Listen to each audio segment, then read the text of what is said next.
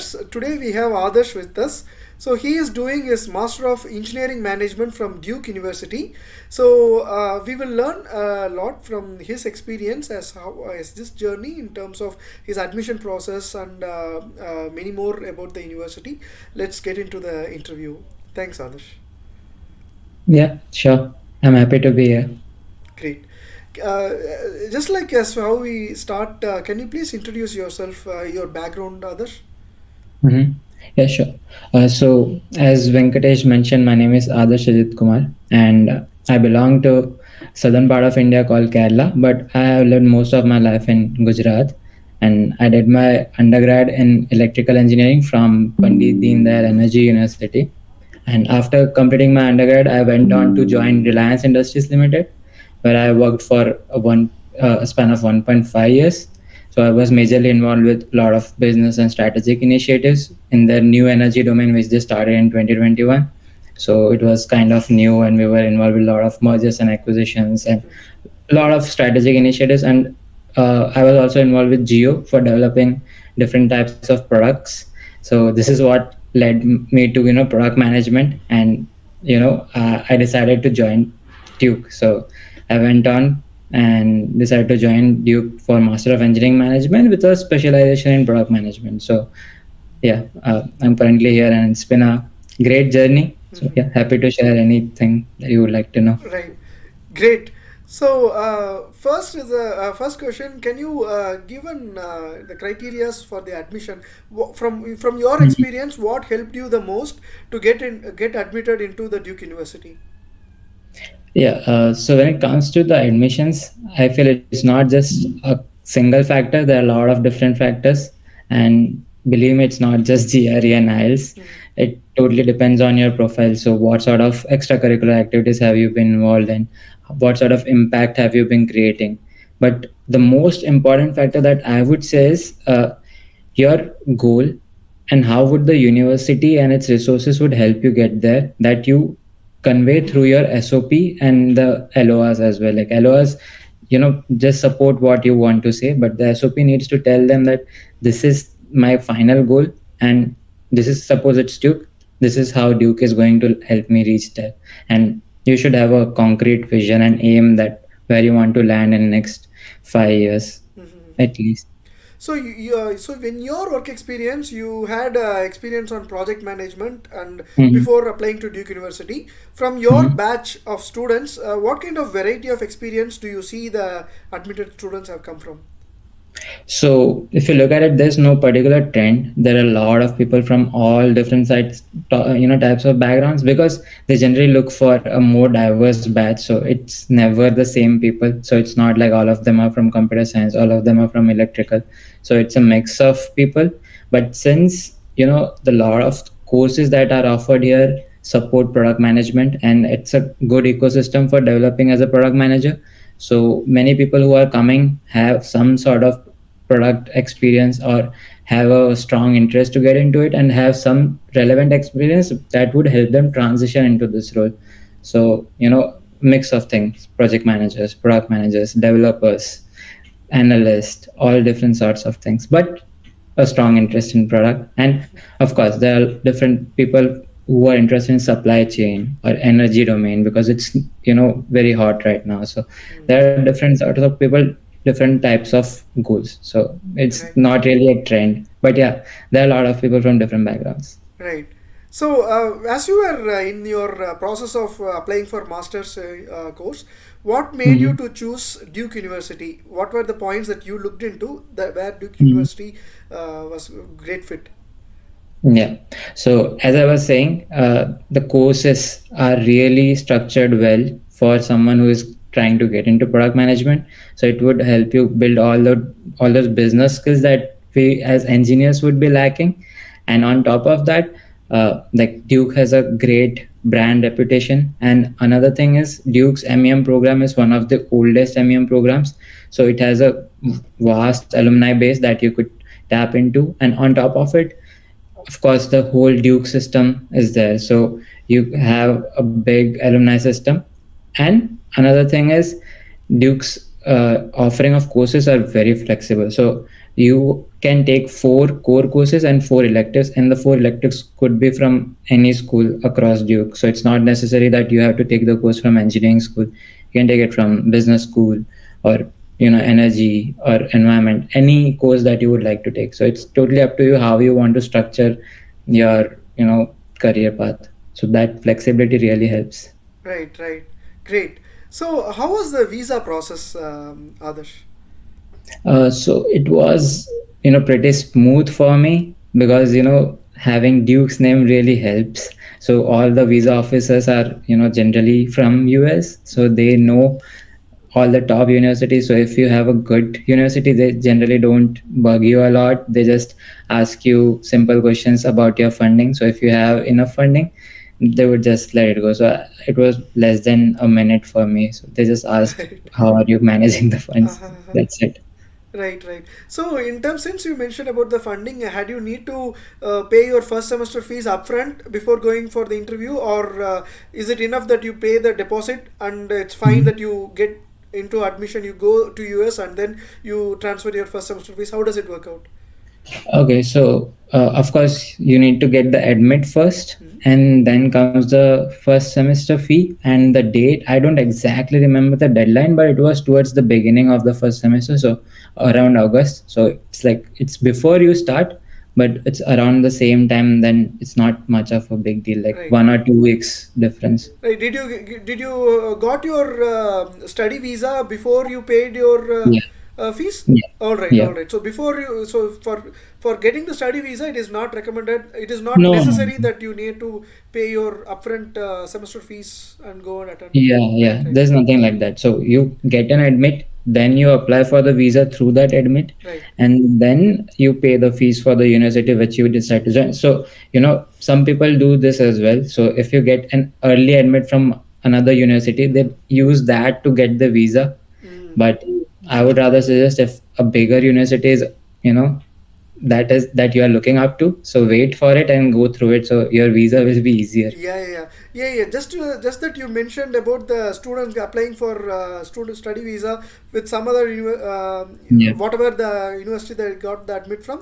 I think it's very correct to mention that Mhm. recently I read a news article that when later in the later time when people were applying for their work permit or some permanent Yeah. residency here in Canada, we call there the officers figured out there was a dispute in terms of the visa study visa given for which the Yeah. university for which the study visa was given and the university from where they got graduated, and it became Mhm. a very big thing, and they Yeah. had to go through some investigation, and they found out that the university was a fake university.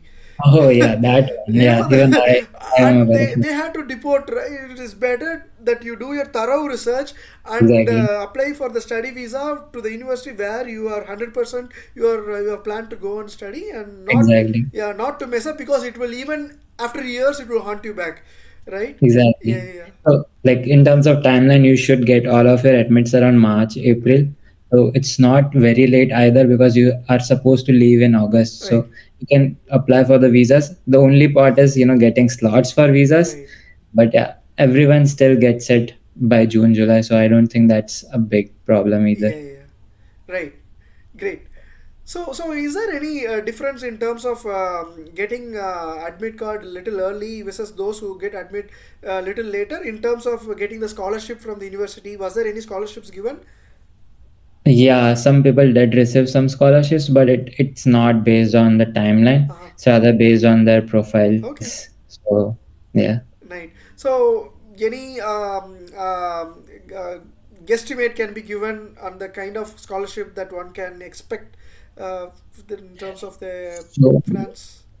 at Duke for MEM, there are not many opportunities to get scholarship. There Okay. is one, so you get around $10,000, and that is also one time, and it was given to like 3 or 4 people max Okay. from a batch of 250 people. So Right. it's not very common to get a scholarship Yeah, at yeah. Duke. So it's Great. pretty difficult.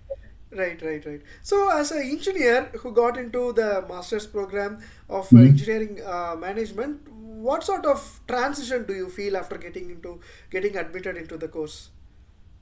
So definitely, like when we were working, like when I was working as an engineer, there are a lot of things that we look at it in terms of there are specific processes, there are specific systems, there are specific answer to everything that we want to do. So as an engineer, we know that you apply this formula or you apply this particular technique and you get a result, and you always expect a result. But after coming to Duke, the one thing that I have got to know is, business is very ambiguous, so Uh-huh. you don't know what's going to happen no matter what decision. So even, looking at big companies like Microsoft, Google, the strategic initiatives they are taking, there's no guarantee that it would pay off in the long run, Mm. but you have to execute it, and still it might not pay off given the whole situation. So as a, business manager, you have to be open to, the situations being ambiguous. And another thing that we are, taught a lot here is being more empathetic, because Uh-huh. as a manager, if you are able to manage people better, you would be able to manage Right. any product better. So that's the two core things that we have been learning at Right, Duke. right. Awesome, awesome. Yeah, people management is one kind of a skill that anyone has to. Yeah, at the end of the day, that empathetic nature should be there, especially when you go up in the Yeah. ladder, right? Yeah, yeah. Yeah. That's great. Since you mentioned Google and Microsoft, I just would like to know, is internship part of the course? Uh, Mhm. if so, how the university prepares you for the internship and what kind of opportunities are available in the university in terms of the places where you go and do your internship. Okay. Yeah. So in terms of the program, how it's structured is you can finish the program in a year. So that would be 2 semesters plus the third summer semester where you will be doing the internship, which is mandatory. Right. However, if you are not able to land an internship, what people do is if you have more than 3 months of experience before coming to the course, you can use that experience to show as in the internship report that you have to show at the end of the internship. Mhm. However, the most beneficial part about this program is the third semester is entirely free, so you Okay. don't have to pay for any courses. Uh, So to say you are paying it in the first 2 semesters itself, so the third semester right. is free. You are just paying for the health insurance and everything. But so most people do it in 1.5 years. So how it goes is fall, spring, then the summer break. Everyone goes for internships, and they come back, and there is assessment. So that's the structure. In terms of getting internships, most of the people do land an internship at Duke. Almost, I would say 90 to 95% of our seniors Mhm. landed an internship. And when it comes to our batch, I would say right now almost 60-70%, as much as I am aware of, have Right. landed Right. internships, and some of them are yet to get, but there's still time. So we are Yeah. supposed to start in May and June. Right. So there's still time. So I Yeah. guess most of my batchmates will definitely land in Right. internships. Summer starts in May, right? So still you have Yeah. close to 1.5 months. One. Yeah. Right? Yeah. Exactly. Great. Yeah. And also the internship is supposed to be 10 to 12 weeks. So Right. even if you're starting, Yep. mid-June, you would be able to get it. So that's not a problem. And I think most of my batchmates will also land an internship. And in terms of how college is helping us prepare, we definitely have a lot of career resources, and they do host a lot of events almost every 1 week, or at least, after 2 weeks. And there are regular sessions, so there is always a day, an hour a day, where you can meet with them and speak about your problems, and maybe they can help you get not get an interview, prepare for an interview, or resume reviews, or any sort of help, like improve your LinkedIn. So all these things they can help you do it, Right. but it's up to you to reach out to them. So they won't be coming to you. Right. I mean, they are trying their best to, have that visibility, but it's not Uh-huh. like they will be coming to you and giving it to you. You have to reach out to them and ask them Right. your specific problems. Right. So the co-op department is there, and they are there to prepare you in terms of the American standard, your resume and your Yeah. LinkedIn profile, and how do you present yourself. But you have to approach them to make sure that you get the best out of them, and Yep. make sure that you get enough inputs to crack that interview where you like to Exactly. land. Right. Great. Great. They would help you with behavioral interviews, but for sure they cannot help with technical interviews, because Yeah. people are coming from Yeah. different Yeah. backgrounds and going into different Right. domain, so it's not possible for them to know everything. Yeah, So yeah. Since you mentioned the semester structure, can you please give some idea about the course structure? What will you be expecting to study in the first semester, and how does it goes as the course prolongs? So we have four core courses that everyone needs to take. Mm-hmm. You can, waive off them only if you have taken them before and you have good grades in them. So like uh, close to A or something. Uh-huh. So only then you can waive it off. But mostly all of the people take all the four courses, Mm-hmm. and mostly people try to finish the four courses in the first 2 semesters and take one or two more courses in each of the semesters. So ideally people would do three and two. So three courses in first semester, three courses in second, and two courses in the last semester, Mm-hmm. because you want to keep it light in the last semester so Right. that you can focus on full-time job search. Right. Right. And there are certain courses that are pretty heavy, so you will get to know. If you want me to talk about it, I can talk about it, but either way, there are certain courses that are heavy, so you have to manage your load based on that. So I took four courses in my first semester, Uh-huh. and I'm taking three in this semester. So it's totally up to you how many project based courses you want to do, how many theoretical courses you want to do. There are a lot of project based courses at Uh-huh. Duke. You will be working with clients, you will be working with undergrads, you will be developing real time products. So it's like it's up to you how much you can manage. But Okay. yeah, generally you are not allowed to take more than five courses a semester. Right, right, right. Yeah, yeah. So, since you mentioned the number of courses, is there something that you would advise people to prepare upfront before getting Mhm. before moving to Duke University or for this course? If it's something that people can prepare themselves, if they know that they are going to join this particular university, is it something that they can do some homework related to some particular subject? So most of the courses I would say are pretty well structured. So you don't need to prepare anything Right. beforehand. So they are structured in a way that you're taken from zero to one, Okay. and you would be getting to know, everything on the run. So you don't Right. have to do anything. But what I would say is, if you want to prepare for something, rather than preparing for the courses, prepare your resume, prepare your LinkedIn profile, and prepare everything for the internship search, because that's one tip I have received from a lot of seniors and a lot of people who have came before us. Start early. So Mm, as soon as you land in US, you should start applying to internships, right. and that's a key to getting an internship early. Right. Right. So Right. focus on that. Maybe do some sort of certifications like Right. CSPO if you're aware of, Certified Scrum Product Owner, or any courses that would help you build more experience that you want to get into. So this is something I told about product management. So figure out what you want to do after the degree. Project Right. manager, product manager, supply chain, business analyst, whatever you want to do, figure it out and know what skills are required for that, and build your resume and do projects that will help you build your resume, because everything here is based on real time Right. experience. Right. So you should have that experience on your resume, and Right. resume is a key to cracking any job. Right, right, right. That's exact. That's very true. Starting early in terms of applying Yes, for the internship and being proactive is very key for getting to the right places where we'd like to absolutely. grow. Right. Yeah, great. Yeah. Yeah. Can you please give some introduction, some idea about the course fees? How much the course fees and how usually Mm. people manage that fees?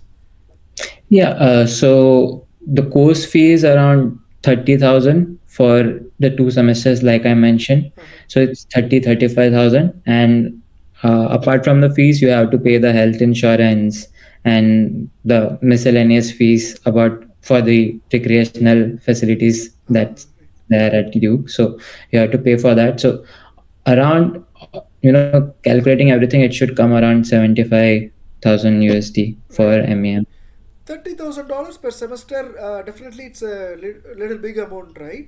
So Yeah. how do students manage this big amount? So generally, people do take a loan, Right. and considering the reputation of Duke, Uh-huh. most of the students do get a loan. Like there are many, banks in Right. India that they are giving loans because of the reputation of All right. university, and now we are also getting non-collateral loans from different financial organizations like All right. Leap Finance, Prodigy Finance. In fact, I have took a loan from Leap Finance, Right. so they are giving out non-collateral loans up to 100K Oh, wow. Okay. because of the reputation of the university. 100,000 US dollars for non-collateral.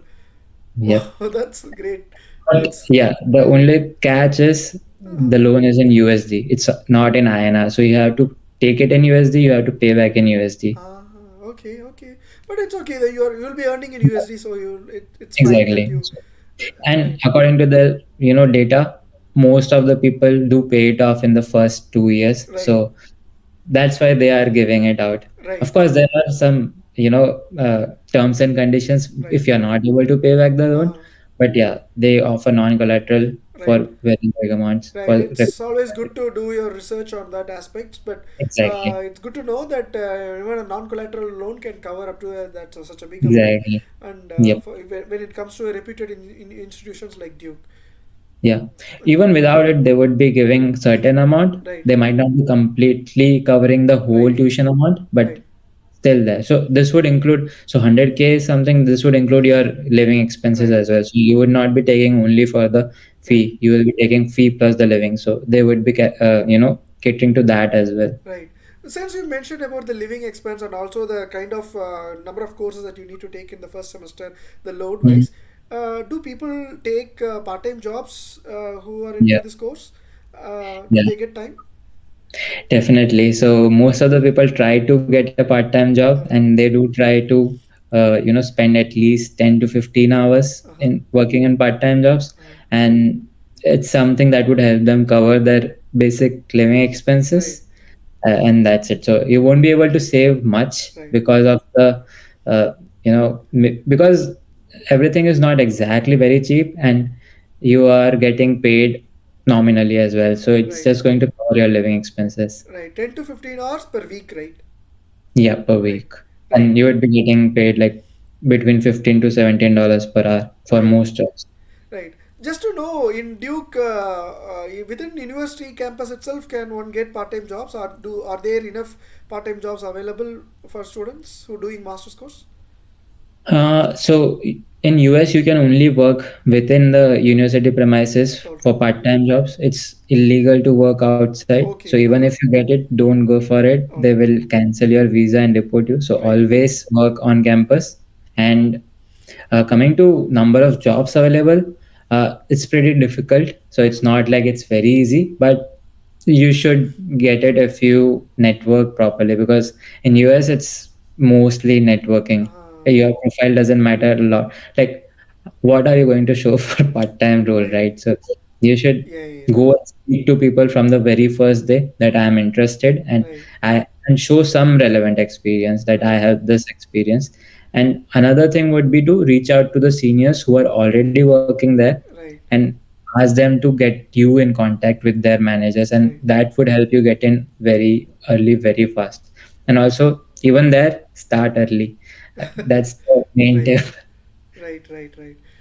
So, how does the living expense and the Carolina city works out?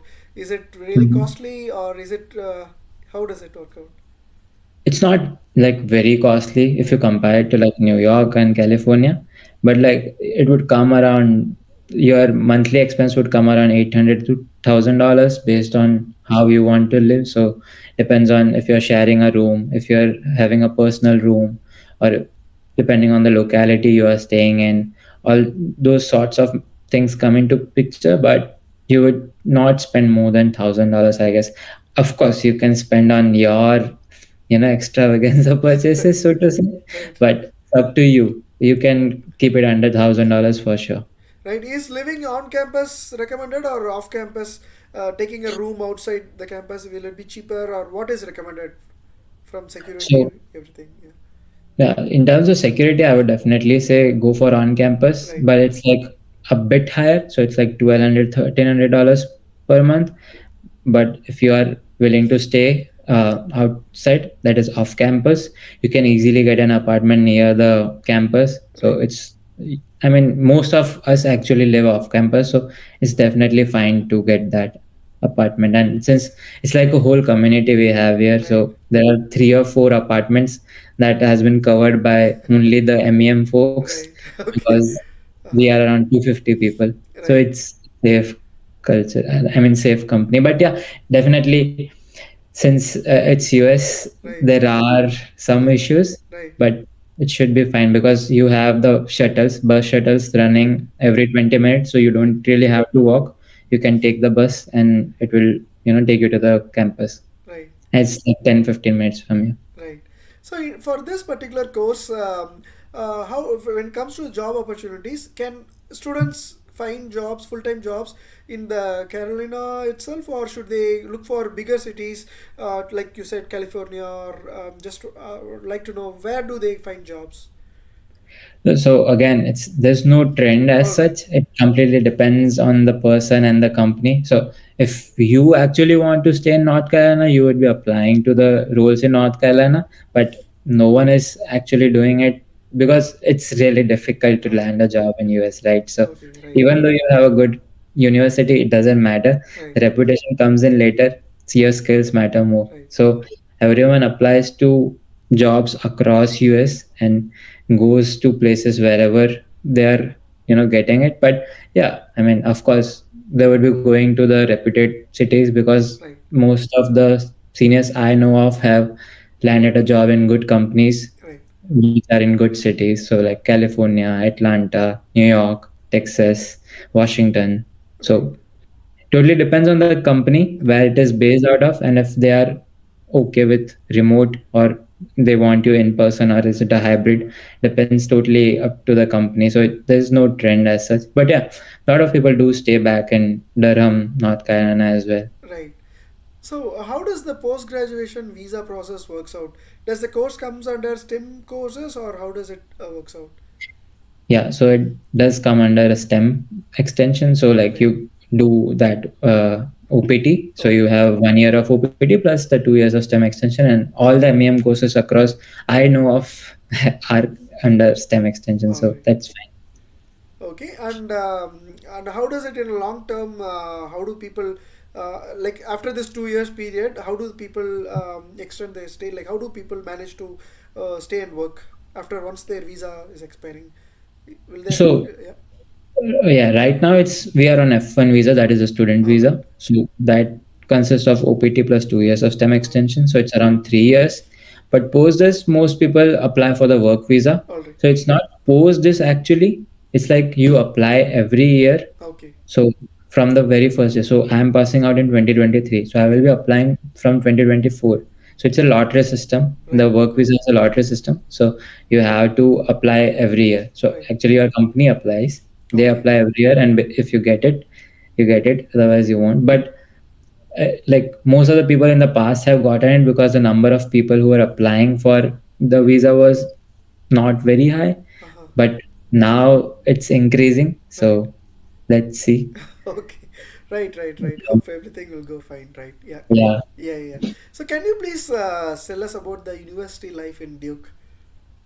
Okay, I mean, it's pretty great. The university is absolutely beautiful Right. all around. So you have a lot of hangout places, which are pretty popular in the city as well. A lot of people even in fact come to campus Uh-huh. to roam around in the garden. So there is a garden called Serapi Gardens Uh-huh. where the spring is amazing. Uh-huh. So the blooming in spring is so good that a lot of people come from very long, very far distances just to see it. Uh-huh. And in fact, the people who have passed out, they often come back to campus just to visit and stay in campus. So it's really peaceful, and the chapel, that is the trademark of Duke itself, is Right. so peaceful. So everyone would come to chapel often. And there are, when it comes to student life, there are events happening across all the time. So we have East Campus and West Campus. So on East Campus, there are a lot of events going on with undergrads, and